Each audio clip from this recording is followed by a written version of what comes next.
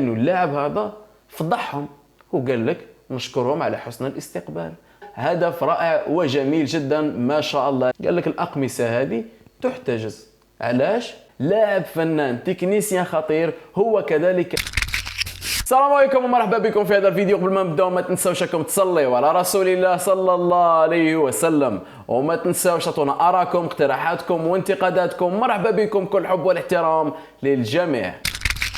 ولما باش نتكلموا على لاعب نهضة بركان اللي تكلم بصراحة، والصراحة تاعو لم تعجب الصحافة تاع المروك، وما عجبتش الجماهير تاع المروك، وما عجبتش نادي نهضة بركان المروكي.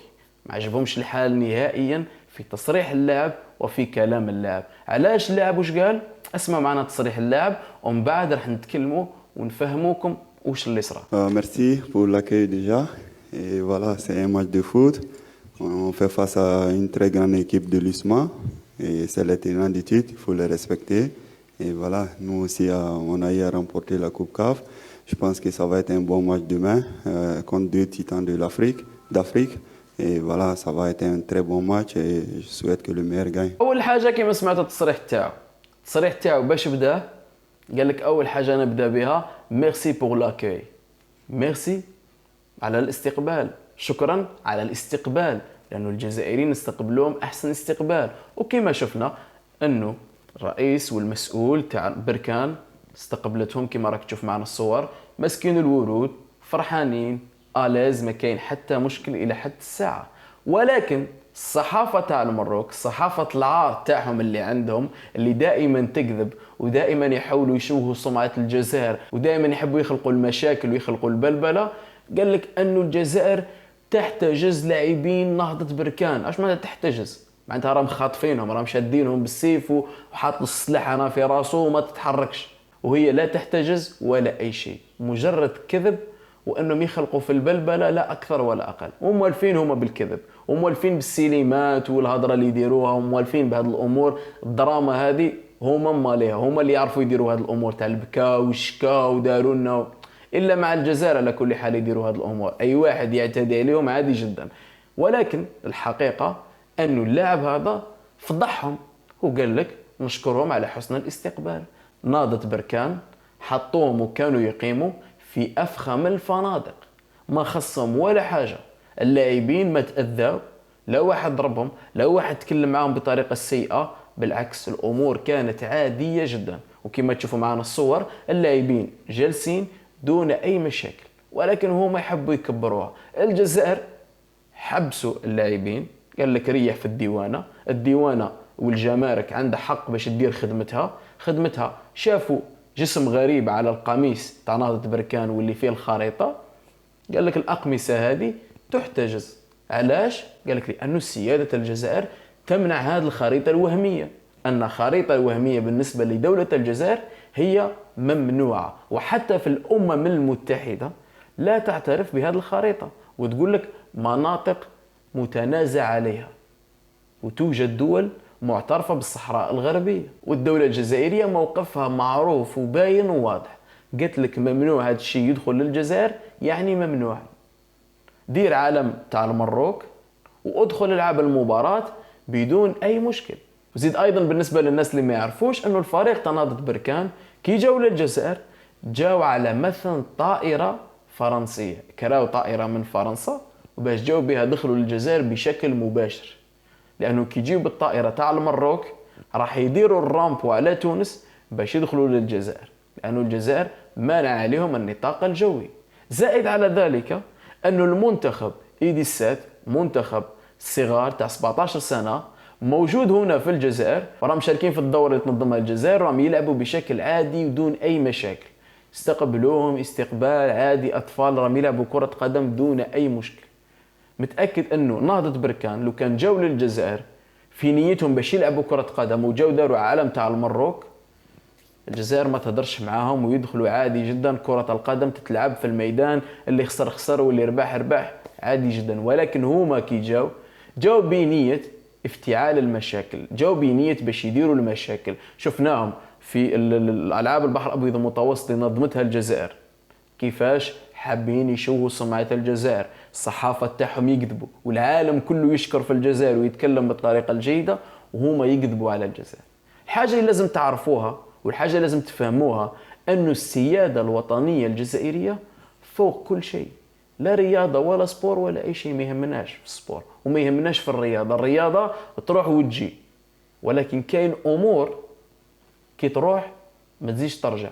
انتم في بلادكم قبلتوا انه الصهاينة يرفعوا لكم العلم تاع الكيان الصهيوني واستقبلتوهم في بلادكم وما تكلمتوش. علاش؟ لأنه ليس لديكم سيادة. بلادك إلى يوم الساعة 2024 إسبانيا ما زالت تحتل جزء من بلدكم، ولكن لا أحد يتكلم ولا يجرأ أنه يتكلم. لماذا؟ لأنه لا توجد سيادة. على كل حال، تحية الجزائر وتحية أبناء الجزائر. أول شيء نبدأ به في هذا الفيديو راح نتكلموا على أمين غويري، لاعب المنتخب الجزائري ولاعب نادي رين اللي تألق في المباراة اللي فات وسجل هدف مع فريقه، هدف رائع وجميل جدا ما شاء الله عليه.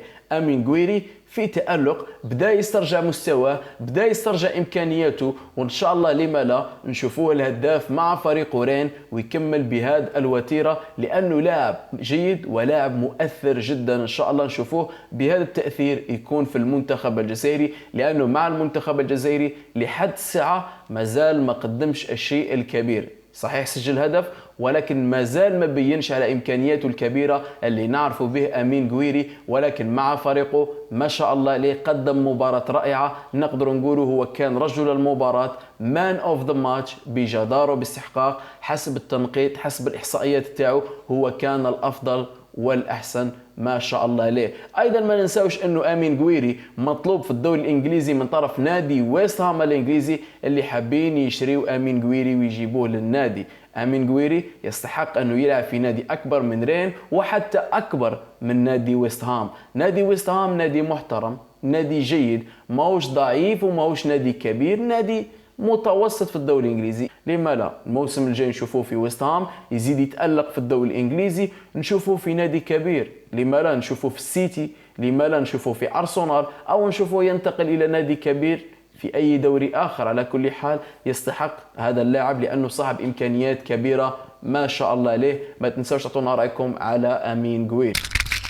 ايضا باش نتكلموا على بنزية، اللاعب الرائع صراحة، لاعب فنان تكنيسيان خطير. هو كذلك سجل هدف مع فريقه وقدم أداء رائع بسم الله ما شاء الله. الناس اللي ما يعرفوش أنه بنزية بنسبة كبيرة أو حاليا نقولوا رسميا أنه بنزية هو حاليا بطل دوري أذربيجان. الفريق تاعو والنادي تاعو توجوا باللقب بشكل رسمي، لأنه الفارق تاع النقاط وفي الترتيب حاليا هاربين بزاف على اللي صاحب المركز الثاني وصاحب المركز الثالث. يعني بنسبة كبيرة هو بطل الدوري، وراه يسجل أهداف وراه يقدم في أداء رائع جدا. لاعب تتمتع بلمساته، بتحركاته، بكرة أو بدون كرة، يعرف كيفاش يمد الحلول لزملائه. لاعب مراوغ خطير جدا. لولا الحادثة اللي صارت له بنزية صراحة كنا نشوفه انه يلعب في نادي اكبر وكبير جدا. وما ننساوش حاليا مع تألقه مع المنتخب الجزائري والهدف الرائع اللي سجله، المقصية الجميلة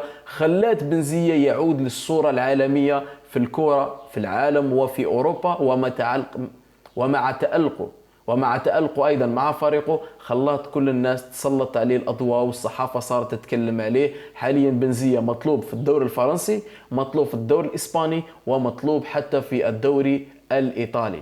نتمنى صراحة أنه نشوف اللاعب في الدوري الإسباني، لأنه طريقة لعبه والمهارات اللي عنده الإمكانيات عنده، لما لا نشوفوه في الدوري الإسباني، لأنه لاعب رائع بسم الله ما شاء الله. وشفنا حتى مع المنتخب الجزائري لاعب مؤثر. كاين ناس حقروا بالعين من قبل قالك لاعب يلعب في دوري أذربيجان، لاعب ضعيف. هنا باش يبين لك ما تحقر حتى لاعب، وما يهمش النادي اللي يلعب فيه أو الدوري اللي يلعب فيه قد ما تهم الإمكانيات اللي عند هذا اللاعب. كم من لاعب يلعب في نادي كبير وكي يروح للمنتخب تاع بلاده ما يقدمش أداء وما يقدم أي إضافة، ولكن هذا اللاعب بسم الله ما شاء الله لأنه إمكانياته كبيرة. ونعرف قصته حتى كيفاش راح للدوري أذربيجان، ونعرف المشكل اللي صراله. يعني لاعب موهبة مؤكدة 100%، ولاعب كبير بسم الله ما شاء الله. نتمنى له كل التوفيق، وما تنساوش تعطونا رأيكم في بنزية وفي إمكانيات اللعب.